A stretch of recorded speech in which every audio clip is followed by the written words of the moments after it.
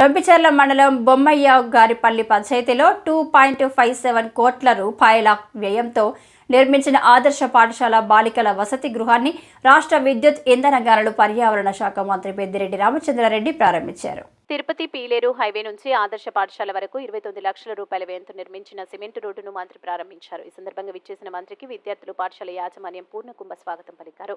మంత్రి ribbon cut చేసి భవనాన్ని ప్రారంభించారు. నూతన భవనంలో జరిగిన పూజా కార్యక్రమంలో మంత్రి పాల్గొన్నారు. జిల్లా కలెక్టర్ సన్మోహన్ మాట్లాడుతూ తరగతి గదుల భవనాలు కూడా త్వరగా పూర్తయ్యేందుకు ప్రత్యేక శ్రద్ధ తీసుకుని CSR అండ్ ఫండ్ మంజూరు చేశారని తెలిపారు. ఈ కార్యక్రమంలో Peddireddy Venkataramanareddy, Peddireddy MPP Purushottam Reddy, vice MPP Vijayasekhar, single window అధ్యక్షుడు హరినాథ్ రెడ్డి, ఎంపీడీఓ రాజేంద్ర, వైఎస్ఆర్సీపీ మండల కన్వీనర్ ఇబ్రహీం ఖాన్, సర్పంచ్లు నాగిరెడ్డి, సుధారాణి, జీవలత, అన్సర్ బాషా, వైఎస్ఆర్సీపీ నాయకులు రెడ్డీశ్వర్ రెడ్డి, డాక్టర్ శ్రీనాథ్, కోట వెంకటరమణ, విజయభాస్కర్ రెడ్డి, కమలాకర్ రెడ్డి, హరికృష్ణారెడ్డి, ఉమాపతి రెడ్డి, శ్రీనాథ్ నాయుడు, ఆదర్శ పాఠశాల ప్రిన్సిపల్ డాక్టర్ సరళ, పాఠశాల విద్యార్థుల తల్లిదండ్రులు, committee chairman Meenakshi, contractors Brahmanandareddy తదితరులు పాల్గొన్నారు.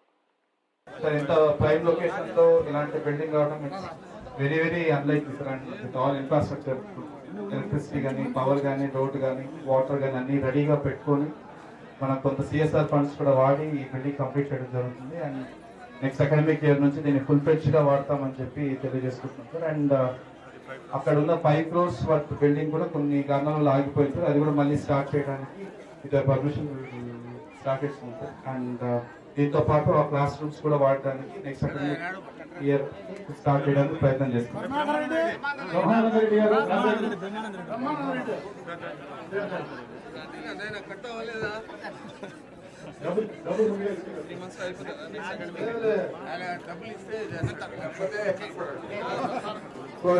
మండలందరికీ నా నమస్కారం. ముఖ్యంగా ఈ పాఠశాల ప్రిన్సిపల్, వారి సిబ్బంది, ఉపాధ్యాయులు అందరికీ నా నమస్కారం. విద్యార్థులకు నా శుభాశీస్సులు. చాలా సంతోషం. మన కలెక్టర్ గారు వచ్చిన తర్వాత ఇది ఇన్కంప్లీట్ గా ఉన్న భవనాన్ని పూర్తి చేయడంలో CSR ఫండ్స్ తెచ్చి కంప్లీట్ చేయడం జరిగింది.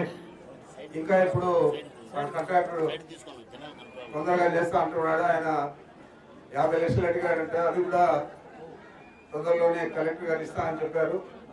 ఇదంతా కూడా కలెక్టర్ గారు చొరవ తీసుకొని చేసిందే. ఇది తప్పకుండా విద్యార్థులు కానీ, పాఠశాలలో ఉపాధ్యాయులు కానీ, ప్రిన్సిపల్ కానీ అందరూ కూడా కలెక్టర్ గారికి ధన్యవాదాలు తెలిపాలని చెప్పి నమస్కరిస్తాను.